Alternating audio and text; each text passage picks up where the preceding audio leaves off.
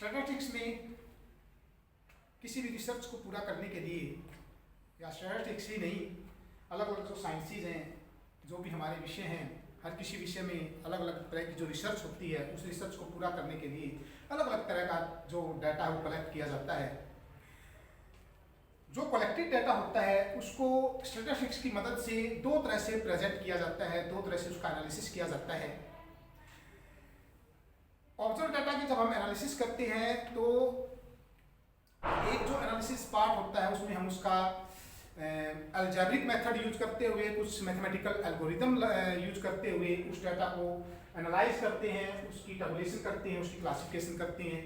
पर इस तरह से जो मैथमेटिकल जो फार्मूलाज होते हैं या कुछ जो एल्गोरिदम्स जो हमारे होते हैं, उनके द्वारा जब हम डाटा को प्रेजेंट करते हैं, उसका एनालिसिस करते हैं और उसकी जो प्रेजेंटेशन होती है, तो उसको एक आम आदमी नहीं समझ सकता है। जिसको समझने के लिए, उस टैबुलेशन और उस क्लासिफिकेशन को समझने के लिए मैथमेटिकल नॉलेज होना बहुत जरूरी है। इसी प्रॉब्लम को ध्यान में रखते हुए जो दूसरा मेथड है उसको ज्यादा व्यक्ति यूज करते हैं, क्योंकि जो ग्राफिकल प्रेजेंटेशन है जिसको हम दूसरा मेथड कह रहे हैं, उसके द्वारा किसी भी डाटा को प्रेजेंट करना बड़ा आसान होता है और उस प्रेजेंटेशन को, उस ग्राफिकल प्रेजेंटेशन को एक साधारण व्यक्ति भी बड़ी आसानी से समझ लेता है, जिसके लिए उसको किसी प्रकार की मैथमेटिकल नॉलेज की जरूरत नहीं है। इसलिए जो ग्राफिकल प्रेजेंटेशन है वो एक तरह से एक ऐसी टेक्निक है जो हमारे सामने पिक्टोरियल इफेक्ट रखती है। उस पिक्टोरियल इफेक्ट की मदद से व्यक्ति आसानी से उस डाटा को समझ जाते हैं कि उस डाटा में असल में क्या चीज समझाने की कोशिश की गई है। और अगर हम बात करें ग्राफिकल प्रेजेंटेशन की, तो ये ऐसा कोई मेथड नहीं है जिसका हम अभी यूज कर रहे हैं। ये हमारा जब एक लंबा टाइम हम कह सकते हैं कि जो हमारी रिसर्च जो टाइम था, उस टाइम भी ग्राफिकल प्रेजेंटेशन का बड़ा प्रयोग किया जाता था। पर वो हम कह सकते हैं कि कुछ जो चिन्ह थे, जो कुछ पिक्चर्स थी, उनके माध्यम से हम डाटा को समझने की कोशिश करते थे, अपनी बातों को कहने की कोशिश करते थे, तो उसको पिक्टोरियल इफेक्ट हम कह सकते हैं। और पिक्टोरियल इफेक्ट व्यक्ति आसानी से समझ पाता है। जितना भी डाटा हम कलेक्ट करते हैं वो डाटा ज़्यादातर, अगर हम बात करें साधारणतः जनरली अगर बात कर ले हम, तो वो कॉम्प्लेक्स ही होता है। तो कॉम्प्लेक्स डाटा को समझना इतना आसान नहीं होता है, जबकि ग्राफिकल प्रेजेंटेशन से कॉम्प्लेक्स डाटा को भी हम आसानी से समझ पाते हैं। तो ग्राफिकल प्रेजेंटेशन क्या हुई आपकी? एक ग्राफिकल प्रेजेंटेशन ऐसी है जिसमें हम किसी भी प्रकार के डाटा का एक ग्राफ तैयार करते हैं और उस ग्राफ में जो डाटा है वो हमें पिक्टोरियल इफेक्ट हमें देता है, जिसके माध्यम से हम उस डाटा को आसानी से समझ पाते हैं और उसको समझना आसान हो जाता है। इसके अलावा जो ग्राफिकल प्रेजेंटेशन है ये हमें एक अट्रैक्टिव और इम्प्रेसिव जो व्यू है वो हमें प्रोवाइड करवाती है। ग्राफिकल प्रेजेंटेशन हमें क्या करता है कि एक हमें अट्रैक्टिव और इम्प्रेसिव व्यू प्रोवाइड करवाती है। दूसरा, ये किसी भी जो कॉम्प्लेक्सिटी है जो डाटा के अंदर जो एक उलझन है जिसको हम कह सकते हैं कि जिस डाटा को थोड़ा सा समझना मुश्किल होता है, उसके लिए सिंप्लीफाई कर देती है, उस डाटा को बड़ा साधारण रूप उसको दे देती है। तीसरा, इसको हम कह सकते हैं कि इसकी जो एडवांटेज हम कह सकते हैं, इसका जो इंपोर्टेंस क्यों है कि जो हमारा दो या दो से अधिक जो फिनोमिना होते हैं उनका जो कंपैरिजन है उसके कंपैरिजन को इजी से कर देती है। उसकी जो कंपैरिजन होता है उसको समझना, उसका कंपैरिजन करना बड़ा आसान हो जाता है। कि अगर मान लीजिए वैसे अगर हम मैथमेटिकल फार्मूला पुट करके किसी भी डाटा का कंपैरिजन करें कि कितना उसमें अंतर है या किस तरह से उसमें चेंजेस हैं, तो उसको समझना थोड़ा मुश्किल होता है। जबकि ग्राफिकल प्रेजेंटेशन जो है किसी भी जो कॉम्प्लेक्स डाटा है उसका अगर हम बात करें तो ये जो वेरिएबल बहुत सारे होते हैं हमारे पास, तो उस वेरिएबल को समझना थोड़ा सा आसान हो जाता है।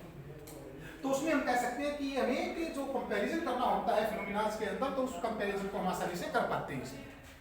ठीक है, तो नेक्स्ट इसमें जो हमारा रहता है कि इसके लिए इस टेक्निक्स को करने के लिए किसी प्रकार की जो स्पेशल नॉलेज की जरूरत नहीं है। हमें किसी प्रकार की जो मैथमेटिकल जो नॉलेज है उसकी हमें कोई खास जरूरत नहीं होती है। आसानी से हमें ग्राफ के द्वारा इसको हम तैयार कर देते हैं।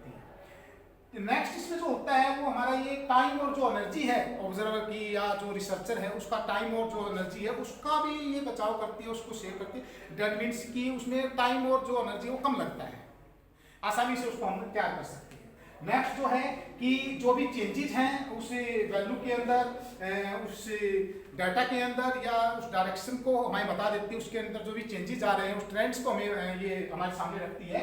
तो ये एक ऐसी टेक्निक हुई कि जिसके द्वारा हम किसी भी प्रकार के जो डाटा है उसको आसानी से समझ पाते हैं। तो आगे अगर हम बात करें इसका कि कंस्ट्रक्शन जो है इसकी किस तरह से होती है, तो उसको समझने के लिए थोड़ा सा हमें ये ध्यान देना होगा कि दो तरह की चीजें हम इसमें तैयार करते हैं। एक आपका होता है डायग्राम, एक आपका होता है ग्राफ। तो डायग्राम और ग्राफ जो है दो अलग अलग तरह की जो चीजें इसके अंदर हमारी जो आती हैं उसको इसमें ध्यान रखना बहुत ही जरूरी है, जिसके आधार पर हम इसको आगे की तरफ करते हैं। तो थोड़ा समझ में आएगी।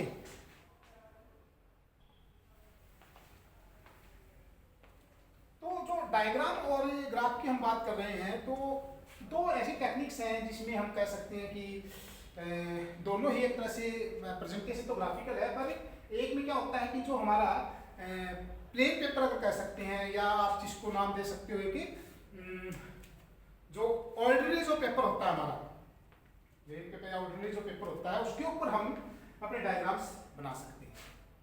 पर जो ग्राफ है उसके लिए स्पेशल पेपर हमें चाहिए जिसको हम ग्राफ पेपर कहते हैं। तो ये इन दोनों में अंतर कह सकते हैं एक तरह से।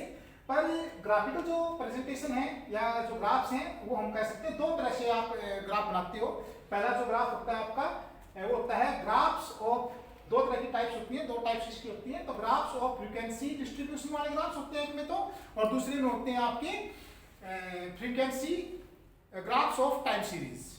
यानी कि पहला जो होता है आपका ग्राफ्स ऑफ फ्रीक्वेंसी डिस्ट्रीब्यूशन और दूसरा आपका है ग्राफ्स ऑफ टाइम सीरीज। तो ग्राफ्स ऑफ जो फ्रीक्वेंसी डिस्ट्रीब्यूशन है उसमें आपके histogram, frequency polygon, frequency curve, ओजाइल और कम्युलेटिव फ्रीक्वेंसी कर्व आपके मेन होते हैं। और जो आपका दूसरा अगर हम बात करें तो उसमें आपके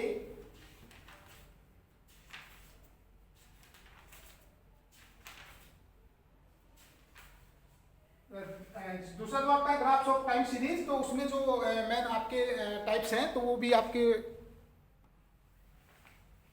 तो जो दूसरा हमारा ग्राफ की जो टाइप है वो आपकी ग्राफ्स ऑफ टाइम सीरीज है, जिसमें आप टाइम और उससे रिलेटेड जो डाटा है उसको रिप्रेजेंट करते हैं। पहले वाली जो टाइप थी हमारी ग्राफ्स ऑफ, जिसमें आपने अलग अलग तरह के जो ग्राफ्स आपने तैयार किए थे, तो उसके अंदर आपने जो फ्रीक्वेंसी डिस्ट्रीब्यूशन है उसको प्रेजेंट करने की कोशिश की थी, जिसमें टाइम की कोई जरूरी नहीं था कि उसमें टाइम हमारे पास हो। तो इसमें जो ग्राफ आप यूज करेंगे उसमें एक जो आपका एक्स एक्सिस जो होता है, एक्स एक्सिस पर हमेशा आप टाइम दिखाते हैं, और उसमें वाई जो एक्सिस आपका, वाई एक्सिस के ऊपर आप जो आपका डाटा है उसको आप प्रेजेंट करने की कोशिश करते हैं।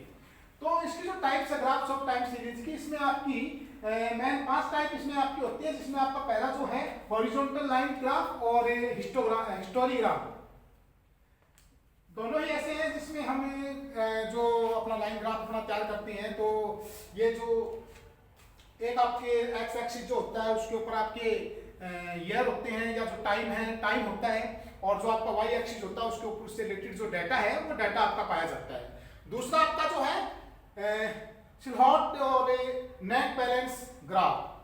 नेक्स्ट आपका जो है रेंज और वेरिएशंस ग्राफ। नेक्स्ट आपका इसमें आता है कंपोनेंट और बैंड ग्राफ, और नेक्स्ट जो लास्ट है आपका वो है जेड कर्व और जी चार्ट।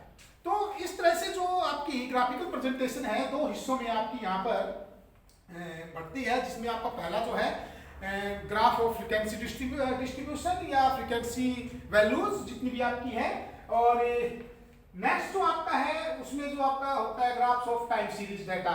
जो टाइम सीरीज जो डाटा आपका है उसका एक ग्राफ तैयार होता है। तो पहले वाली वैल्यूज के अंदर अगर हम बात करें तो इसमें ज्यादातर जो आपके पास डाटा रहेगा वो अलग जो वैल्यूज अलग तरह की जो एक्स वाई दो वेरिएबल्स आपके चलते हैं, इस तरह से आपके दो वेरिएबल रहेंगे, दोनों में ही आपके दो वेरिएबल्स पर आपका काम चलता है। तो ये आपका ग्राफिकल जो प्रेजेंटेशन है उसको आपने यहाँ पर इस टॉपिक में किया है। तो इस लेक्चर में आपको जो भी इससे रिलेटेड जो भी क्वेरी है आप वो अपना पूछ सकते हैं, अपने कमेंट्स के अंदर उनके वो क्वेरी डाल सकते हैं, तो उनके आंसर आपको यहाँ पर डाल दिए जाएंगे साथ ही साथ। ठीक है, ओके।